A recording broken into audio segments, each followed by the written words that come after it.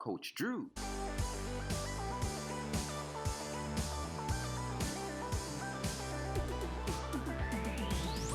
Coach Drew. Have you ever been criticized? I mean, to the point where you feel horrible about yourself and you feel angry.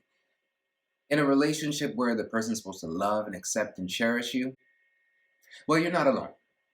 So many people feel judged and criticized, whether they're being put down or they're actually being called names or, in worst case scenarios, controlled and abused. We're going to be addressing what this judgmental attitude is all about. The reality is, nobody's perfect, and we all know this. However, when things are done and we don't have an appreciation for how they're done, or things that are said and, we expect better, often we become judgmental and our attitude shifts towards the other person. What is that really about? What is that really about? A lot of people think it's about expectations, and I agree. Because expectations are different than desires. And I talked about that in one of the other videos that I made some time ago. So check that out. I won't go into the details of all the differences. But when we have desires, there's nothing wrong with that. But our expectations, often when those expectations aren't met because they're unrealistic for the person, for the time, for the situation, then we become bitter and then we become critical. Now, some people say, you know what, just lower your standards. And that's not what I mean. I don't mean don't have any standards or lower your standards. I think having high standards are important.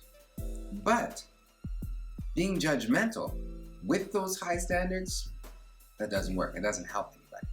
So, in order to not be judgmental and still maintain high standards, it's really about what are we thinking about that person in our heads and what's going on in our hearts while we're being judgmental and critical and putting down that person. Even if it doesn't come out of our mouths, they know it.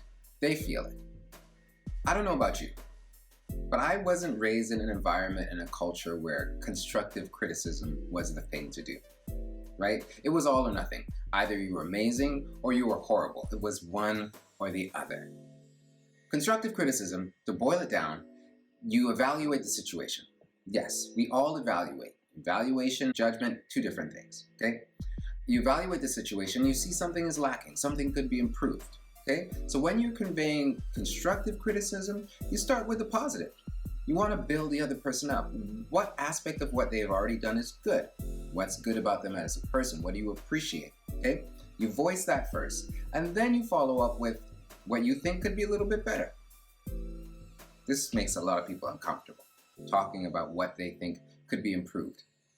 But here's the thing, it's your opinion, okay? You're not talking about facts here. You're talking about your opinion. I think this would be a little bit better if this happened, or if you tried this. I think that would work out better. I would appreciate that, right? Then you ask them, what do they think? You're not the boss of anybody. You're not, right? You're not in control. In fact, we're going to talk about control in the next video.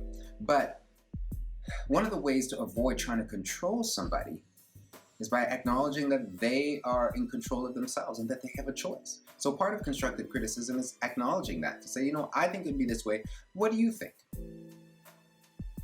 Get some feedback. Make it a dialogue.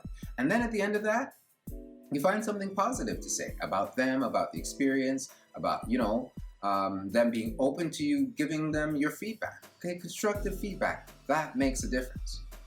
Now let's go back to some of the attitudes that we have. What is that about? Why would you be insulting this person? And I'm not criticizing you or putting you down for insulting or criticizing somebody, because I do it too. I do. But I'm aware. I'm aware that I'm not perfect. So before I let that stuff out my mouth, or before it comes through my face, because my face communicates volumes, I'm told, I get to think about that. I get to reel that back in and say, what's going on with me? What's going on with me? Am I tired? Am I frustrated? Is there something that I've been holding on to that I'm upset with this person about? Have I been not talking about this situation for a long time? Has there not been change in this situation for a long time? Because that can kind of build, right? So I'm responsible for me. The more I take care of that, the more immediately I respond to that. is the less judgmental and critical I'm going to be with other people. And on top of that, what's it like for you? How do you treat yourself when you do something that isn't up to standard or that's wrong? Like, do you criticize yourself? Do you say mean things about yourself? Were mean things said about you? Were you judged and criticized? Because if that's part of your experience, you've internalized that and you're basically spewing out what was poured on you. So it's important to look at that and address that. If you need some help with that, by all means, reach out to me. But in order to not be judgmental and not be critical, we get to do a few things. One, know ourselves well. Take good care of ourselves. Address that stuff on the inside. Two, use constructive criticism. And the third one is extend grace. Extend grace. Grace is a combination of empathy, forgiveness, understanding, but it all comes together in a disposition towards the people we care about. Doesn't mean that we turn a blind eye to things and just accept unacceptable behavior, but when we respond, we incorporate love and address it that way. So those are some of the things that you can do in order to stop being judgmental.